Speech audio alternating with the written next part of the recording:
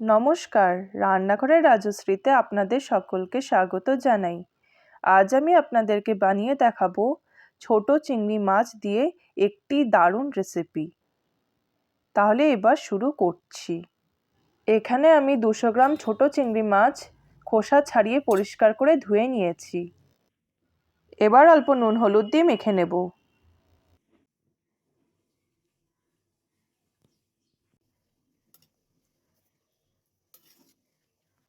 কড়াই গরম করে পরিমাণ মতো তেল দিয়ে মাছগুলোকে ভেজে নেব।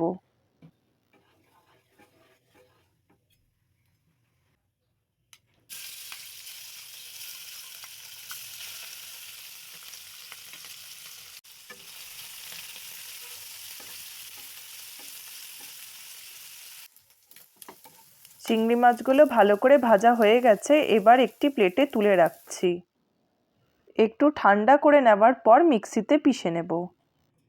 বেশি মিহি করে পিষবো না। হয়ে গেছে, এবার ঢেলে নিলাম।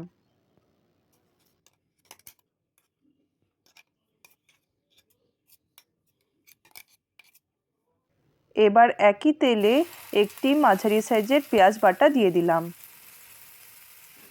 এরপর 1 চামচের মতো রসুন বাটা দিয়ে দেব। কিছুক্ষণ নেড়েচেড়ে নেব।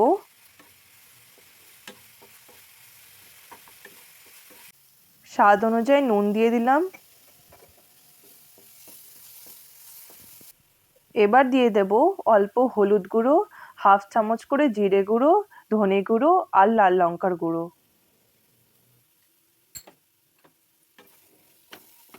অল্প জল দিয়ে মশলাটা ভালো করে কষিয়ে নেব। 1 চামচ টমেটো কেচাপ দিয়ে দিলাম। এবার পিষে রাখা চিংড়ি মাছটা দিয়ে দিলাম। কিছুক্ষণ নেড়েচেড়ে নামিয়ে নেব।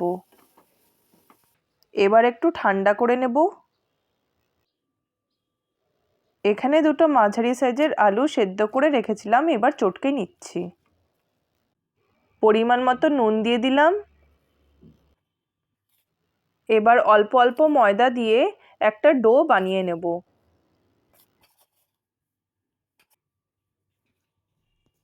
এখানে আমি 1 কাপের মতো ময়দা নিয়েছি। হয়ে গেছে, এবার ওপর দিয়ে অল্প সাদা তেল দিয়ে দিলাম। চিংড়ি মাছের চপ বানানোর জন্য এবার ব্যাটারটা তৈরি করে নেব। 3 চামচের মতো ময়দা দিলাম, অল্প নুন দিলাম। এবার অল্প অল্প জল দিয়ে ব্যাটারটা তৈরি করে নেব।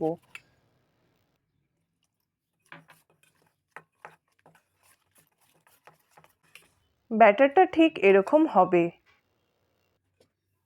এবার ডোটার থেকে লিচি কেটে নিলাম।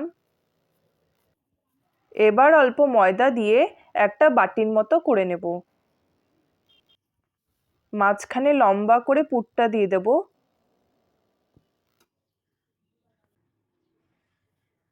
এবার দু সাইডটা আস্তে আস্তে করে চেপে আটকিয়ে দিচ্ছি।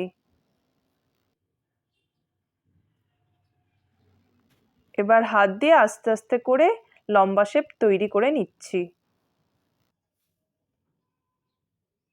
এবার এটাকে ব্যাটারে চুবিয়ে নেবার পর বিস্কুটের গুঁড়ো মাখিয়ে নেব।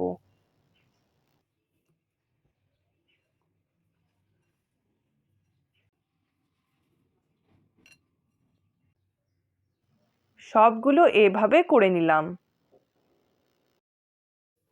কড়াই গরম করে পরিমাণ মতো সাদা তেল দিলাম।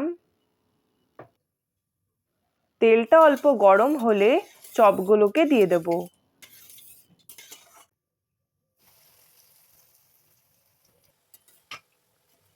আস্তে আস্তে করে চপগুলোকে ভেজে নেব।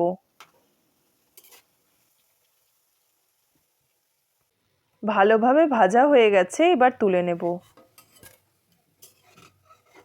ছোট চিংড়ি মাছ দিয়ে একটি দারুণ রেসিপি তৈরি হয়ে গেছে।